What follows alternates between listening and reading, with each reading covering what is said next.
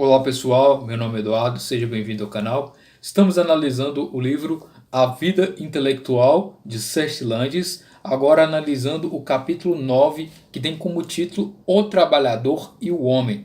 Esse é o último capítulo do livro da Vida Intelectual de Seth Landis, onde ele vai falar sobre vários aspectos, né? Como manter contato com a própria vida, né? Saber relaxar, aceitar as provações, apreciar as alegrias e ansiar pelos frutos. Esse é o capítulo final, onde o Seth Landis vai tratar justamente sobre a vida do intelectual propriamente, né? Após ele falar sobre aspectos, né, basicamente da vida íntima daquele estudioso, né, e aspectos internos e externos, depois de falar sobre o próprio trabalho, né, primeiramente como se preparar, depois como se organizar nesse trabalho, depois como elaborar propriamente, né, como escrever e tudo mais. Agora ele fala um pouco mais sobre a própria vida intelectual. Primeiramente ele fala sobre o tópico, né, manter o contato com a vida. Para Citlândios, o caráter é algo mais importante, basicamente, do que o próprio conhecimento. Então, manter o caráter é algo mais importante, porque o conhecimento ele pode ser adquirido, né, com o seu esforço, com o seu empenho, ou mesmo através do estudo de grandes pensadores, né, grandes mentes. Agora, o caráter é algo que tem que ser formulado. E é justamente esse um dos propósitos do livro A Vida Intelectual. É te apresentar os meios, te apresentar nortes para você formular o seu caráter enquanto você tem uma vida intelectual, né? E ele ainda coloca, né, o estudo tem de ser um ato de vida, ser proveitoso para a vida, sentir-se impregnado de vida. Então, tudo aquilo que o trabalhador intelectual irá realizar, ele está sempre vinculado à própria vida em si, não só a vida dele como intelectual, como a vida em geral, né? E o Seth Landis vê que o trabalho tem que ser, além de útil também para aquele que vai pesquisar, aquele que vai fazer aquele estudo, mas também para aqueles que irão ler aquela obra no final. Então é um ato direcionado à vida e, consequentemente, sendo direcionado à vida, também direcionado a Deus. Então há sempre essa ligação aí do trabalho com a realidade do trabalho em relação à própria vida, né? Então é importante saber dar valor às coisas devidas, né? O intelectual ele é alguém que sabe olhar, que sabe enxergar bem aquilo que tem o seu devido valor. Ele sabe analisar com aquilo, com o máximo de detalhes, ele sabe analisar o que ele enxerga com a verdade. Então, saber dar valor àquilo que é importante. Então, o estudo ele tem basicamente o fim de expandir o nosso próprio ser. E expandindo o nosso próprio ser, melhorar a nossa própria vida também, de certa forma, né? Então, existem vários aspectos, né? Não é algo simplesmente como poderia ser colocado para o intelecto, mas sim para a própria vida em si do intelectual, tanto pessoalmente quanto aqueles que estiverem também próximos àquele intelectual, né? Não se deve pensar apenas no trabalho. Você não tem que ser alguém isolado, você tem que buscar seu próprio convívio, né? Manter o contato com a vida, como o próprio enunciado, né? Deve-se estar aberto e em contato com a humanidade e com o mundo. Então, estando nessa disposição, você estará vivendo, você estará encontrando e vendo tendo novos prazeres, né? E com isso, desfrutando a própria vida, você irá aprender e suas obras intelectuais serão muito mais formidáveis, né? Porque a experiência de vida é algo que vai acrescentar e melhorar melhor, tornar melhor a sua própria obra, né? O trabalho ele é um ato livre, né? Quanto mais livre você está disposto a encarar aquele trabalho, você irá fazer com que o trabalho seja algo proveitoso, desde que ele seja livre. É um ato de escolha que você coloca e não uma imposição, né? Você não deve buscar aí sofrer pressões para realizar um trabalho intelectual e nem mesmo sofrer pressões nem internas nem externas, né? Você deve buscar ser alguém que esteja sociável na medida em que isso seja interessante para o seu trabalho intelectual, mas não deve também ser alguém isolado, né? Não deve ser alguém que se prende e que ignora o mundo à sua volta. Você tem que justamente buscar um trabalho que irá te fornecer experiências comuns e que irá te fornecer experiências de vida. Então, o conselho dos Sextilantes é que você não tem que ser alguém totalmente isolado da sociedade, mas alguém que sabe medir propriamente tudo aquilo que você irá realizar na sociedade e o que você irá realizar isoladamente também, né? A intelectualidade, ela não padece de nenhuma divisória. Então, sempre quando você for viver a sua própria vida e estar diante aí de algo que não é considerado propriamente intelectual, na verdade você tem que saber lidar com isso e tratar isso como algo intelectual. Então, o intelectual tem que ser sempre dessa forma 24 horas. Então, ele sempre age como intelectual, não importa qual tipo de momento em que ele está ou qual ambiente, né? Ou seja, como o Sextilante diz, não há divisórias para o intelectual. Ele sempre age dessa forma. Então, o intelectual ele é assim em tempo integral em todos os seus pensamentos, em todas as suas atividades. Então, é interessante que é indispensável estar onde se deve estar e fazer o que importa, segundo os Sextilante.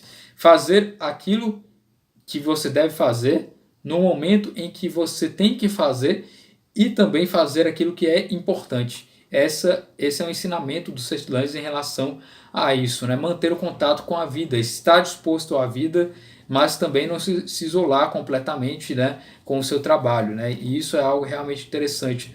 Você não deve ser alguém isolado do mundo, mas também não deve ser alguém que compactua com o mundo, com está à disposição do mundo. Tem que ser alguém que é equilibrado em relação ao seu próprio trabalho, à sua própria vida, né? Em seguida temos o tópico saber relaxar. É interessante, né, para o intelectual que diante dos trabalhos você também tem que saber ter a sua descontração.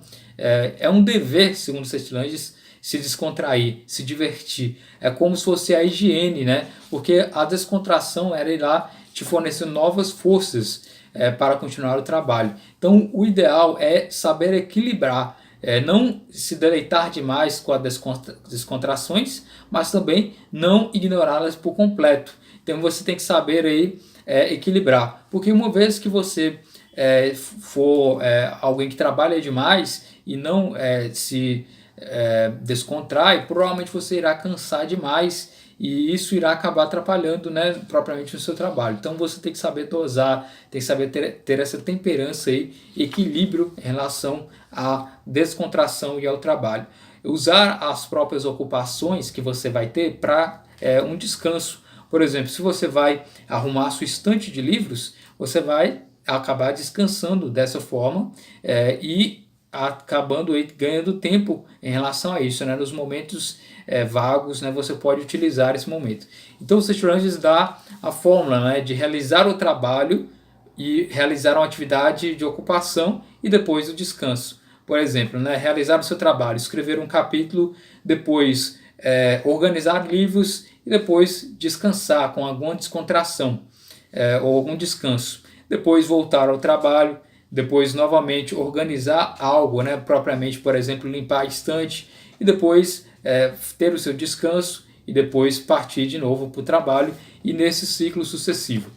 Em seguida, temos a ideia de que não se deve abandonar o descanso, né? Não descansar devidamente ele pode atrapalhar no trabalho, como eu já mencionei, porque você pode ter sono, você pode estar cansado e não prestar atenção no seu próprio trabalho. Então deve existir aí um descanso devido. Deve-se evitar também o chamado semi-trabalho ou semi-repouso, porque basicamente o semi-trabalho é aquele que você irá descansar e ao mesmo tempo fazer algo e estar nesse ambiente basicamente entre algo de descansar e de realizar algo não é interessante. Segundo Sextilantes, você deve gastar sua energia devida e depois descansar. Então, gastar o máximo de energia naquele ato de realizar o trabalho e depois descansar. Né? Não fazer algo com desleixo, né? Não fazer algo com um semi-repouso. Né? Por exemplo, fazer um trabalho na cama, dormir, relaxar e depois fazer algo, depois voltar a fazer. Não, segundo os Sextilantes, você tem que concentrar suas energias e realizar aquele ato. Né? E depois você vai ter o seu descanso. na mesma forma que você vai ter um trabalho total, um descanso total, né? Ou seja, esse descanso total é não fazer nada relativo a esse trabalho. Você pode simplesmente repousar na cama ou simplesmente fazer um ato de descontração, né? Por exemplo, fazer um jogo, né? Conversar com familiares e amigos, fazer uma leitura prazerosa, andar pela natureza, uma arte ou um trabalho manual que não tenha empenho, fazer passeios, tudo isso são descontrações úteis para basicamente o seu descanso e irá te proporcionar aí algo prazeroso e interessante, né? Evitar justamente os excessos, então, em relação a esse ato de relaxar. Como, por exemplo, um descanso longo demais, ele vai devorar o seu tempo útil, irá basicamente descontinuar o seu trabalho. Da mesma forma que um descanso que seja pouco demais, ele irá perder aí a oportunidade do descanso e irá evitar aí a renovação das forças, né? Então, basicamente, você tem que saber dosar aí entre o descanso longo demais e o descanso que é pouco demais, né? Se estiver com outras pessoas, né? Tente ser alguém divertido, alguém relaxado, alguém descontraído. Então é interessante isso, né? Que o Seth Landis parece ter sido uma pessoa que era realmente agradável, né? Por dar justamente esse conselho, que diante de outras pessoas você seja alguém descontraído, agradável e que no seu trabalho é que você vai ser alguém sério, alguém que irá estar dedicado, né? O homem que não aceita brincadeiras é um homem bronco, né? Segundo Santo Tomás de Aquino. Então, deve ser alguém que seja descontraído em relação às outras pessoas. Segundo Aristóteles, né? Não se consegue viver um dia sequer com um homem sombrio. Então, além de você ter o seu trabalho, você tem que ser alguém descontraído em relação às outras pessoas, ser alguém agradável para que elas possam continuar aí no seu próprio convívio, né? E aqui temos outro tópico, né? Aceitar as provações. As provações, elas são coisas inevitáveis para o trabalhador intelectual, né? Ao longo da vida intelectual, você irá sofrer provações. As distrações, elas podem ajudar a aliviar essas provações. Mas o que são essas tal provações? Basicamente o seu próprio descontentamento consigo mesmo, a demora da inspiração, quando você tiver um sentimento que não seja bom, né? Por exemplo, a inveja, a incompreensão, as injustiças que ocorrem, né? Os abandonos. Então, o trabalho é o remédio que Setilantes dá em relação a, basicamente, a todas as provações. Se você está diante de uma provação, trabalhe. Se você está diante aí, de uma desilusão, de alguma inveja ou de alguma coisa que seja uma crítica muito negativa, trabalhe. O trabalho ele é o equilíbrio para a alma, né? Segundo Setilantes, ele confere a unidade interior, né? Então, na medida que você tem um desânimo, na medida que você tem um descontentamento, busque o trabalho que ele irá te guiar para algo mais positivo, né? Então, diante de uma provação, busque o trabalho para distanciar dos problemas. E é interessante dizer que a preguiça ela é mãe de todos os vícios, segundo Setilantes, enquanto o trabalho ele é aí a fonte também das virtudes. Então, na medida que você evita a preguiça, você está buscando aí a virtude. E diante das críticas injustas, você tem que voltar ao trabalho, né? Porque elas devem ser ignoradas, já que elas são críticas injustas.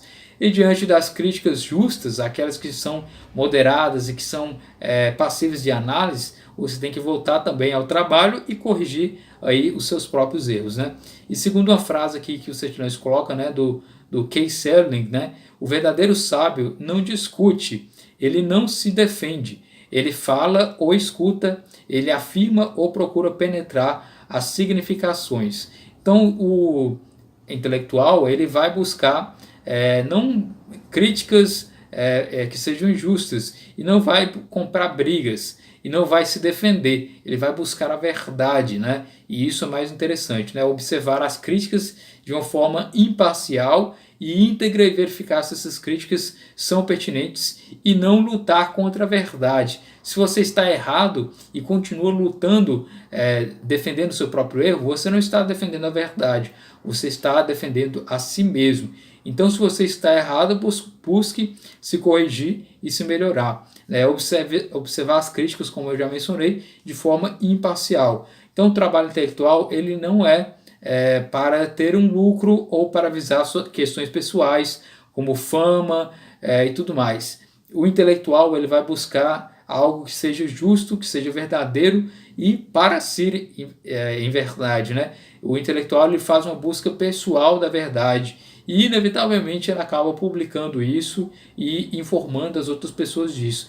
Mas ele será um falso intelectual se ele faz todo o seu trabalho visando fama ou visando lucro propriamente.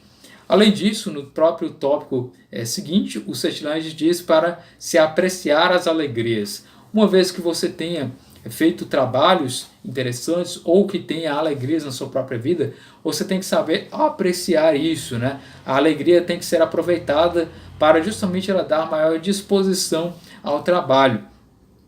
A recompensa de uma obra, segundo as Setilanges, é tê-la feito. A recompensa do esforço é ter crescido. Então busque realizar a sua própria obra e na medida que você finaliza essa obra, ela será propriamente a sua recompensa. O que vem depois é algo que deve ser pensado posteriormente, mas o fim inicial aí do intelectual é buscar finalizar aquela obra e estar contente com o resultado, né? Sem a alegria não há uma fertilidade para se produzir. Então, diante aí, de seus trabalhos, você tem que manter a sua própria alegria e manter algo para que ser produtivo, para ser fértil.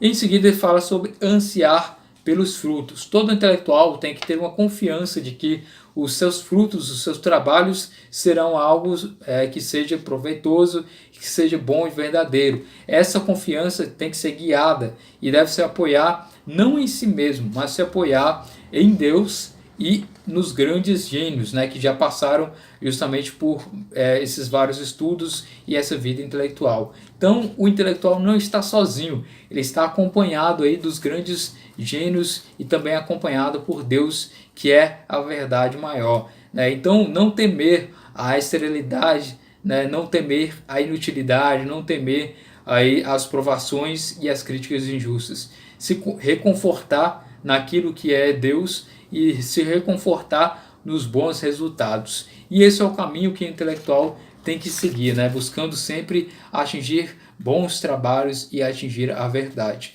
Então esse é o último capítulo do livro A Vida Intelectual de Setilanges, um livro aí que te direciona para uma vida intelectual, para uma vida que vai te proporcionar aí a busca pela verdade da melhor forma possível. Espero que você tenha gostado desse vídeo e da série de vídeos sobre a vida intelectual. Muito obrigado pela atenção. Até uma próxima.